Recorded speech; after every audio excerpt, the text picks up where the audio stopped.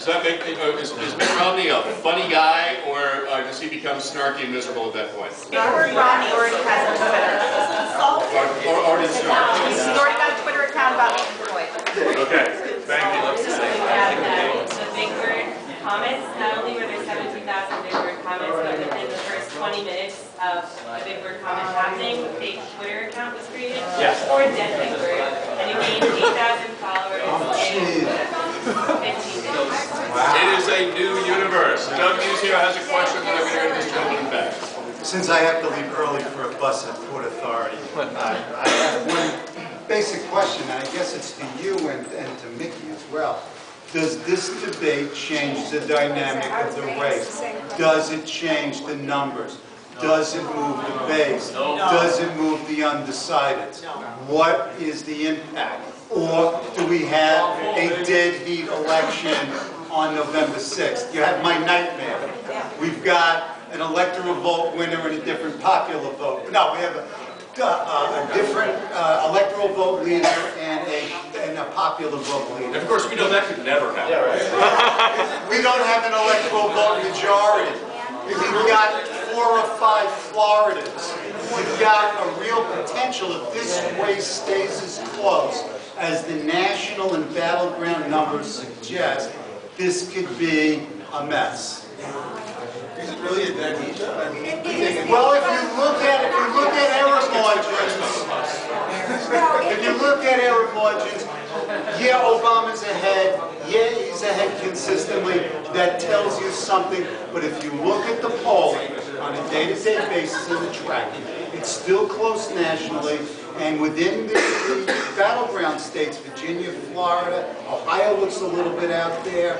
It's close. It's close, but it is leading consistently, and that does. The thing about the margin of error is that when you do see it in state after state and poll after poll, you do get, it does actually increase the confidence from the statistics in the lead. However, it's not that big a lead, and Romney didn't do anything to make any gaffes or do anything to keep him from getting that little bit that one would expect that the challengers get from the undecided. Granted, there isn't much undecided. I doubt that Obama people became Romney people or vice versa. But I think that maybe the few who were watching and who stayed watching, because remember, those are the less engaged and they may have gotten lost somewhere with all the numbers. But if they did stay with it, then I think he held his own, and that is really what he needed to do to at least pick up a little, because then the story becomes that he's tightening the race and he gets to start talking about his momentum. I think that's mostly what he wanted to do. All those stories about singers were nonsense. He didn't want singers. He wanted to be able to stand, shoulder to shoulder with the president and look presidential. And just not lose. And I think it was succeeded in that. Well, we're going to go around this way, gentlemen, stretch.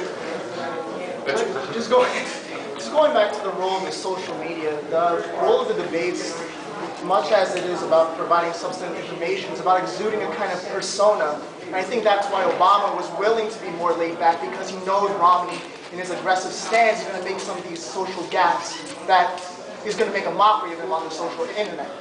So it's so much about solidifying his foundation with America's youth as much as it is of gaining a lead in the polls.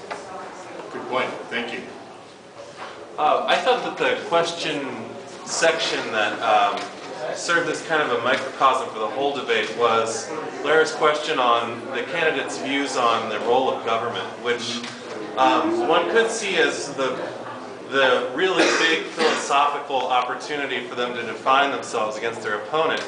And yet both of them seem to just muddle along safely trying to talk about policies that we've heard for months and months from them without really even stepping into the question. I would actually disagree with that one. I think that that Obama's Lincoln policies, specifically putting the Transatlantic Railroad and the Land-Grant Colleges Act, was actually a pretty synoptic and succinct piece of governing philosophy. But gentlemen in the right football team jersey. I thought one thing that was interesting was that Mitt Romney, he has a few groups of Americans that he doesn't do well in polling with, and he seemed to go towards them when he mentioned Latin America in his opening statement, but after that, no more mention of, like, he could have used moms as an example to apply, to try to go out to women voters, or talked about immigrants or something,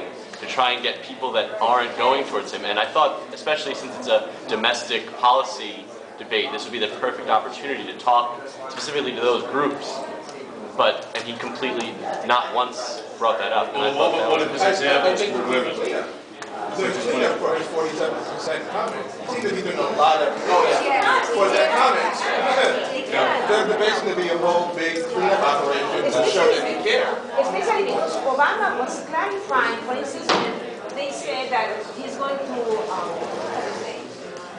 get rid of his Obamacare, and then Obama was very clear when he explained so clearly, at least to me, that it's a copy of what he did successfully in Massachusetts. But to me now, what he wants is to change the equity program. That's it. You know, in that sense, Obama was very good. Done.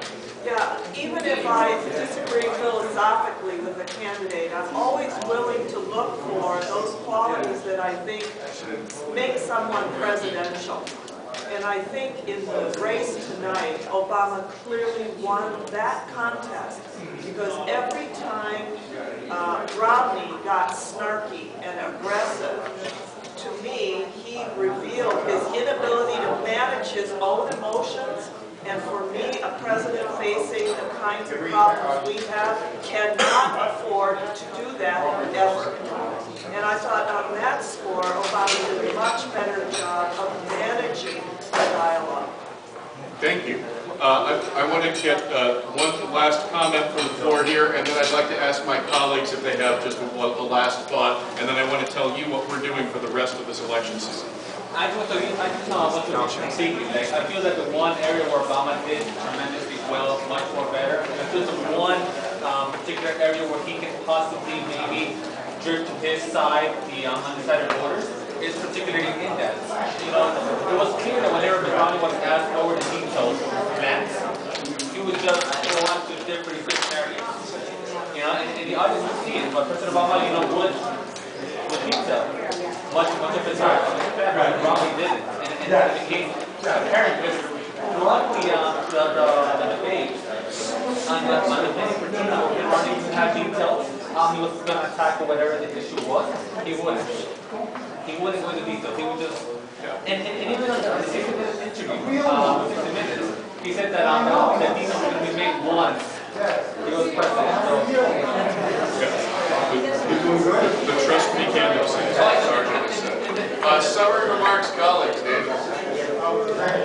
Well, I think the question that was an observation about Romney not going too far not going too hard for constituent groups that he has problems with is pretty good. His outreach strategy was fairly timid. He harped on jobs and the middle class. These are safe ways of reaching out.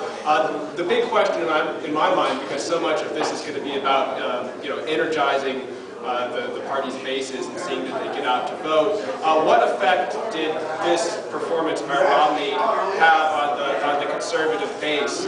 I'm remembering the campaign ads from the primary from Rick Santorum, where I think it was sort of a claymation staging of the confrontation between Romney and Obama on health care. And almost exactly what was predicted in this campaign ad came true. And so one of the big questions in my mind is, will the conservative base be accepting of, Romney's maybe somewhat softening on particularly the health care issue?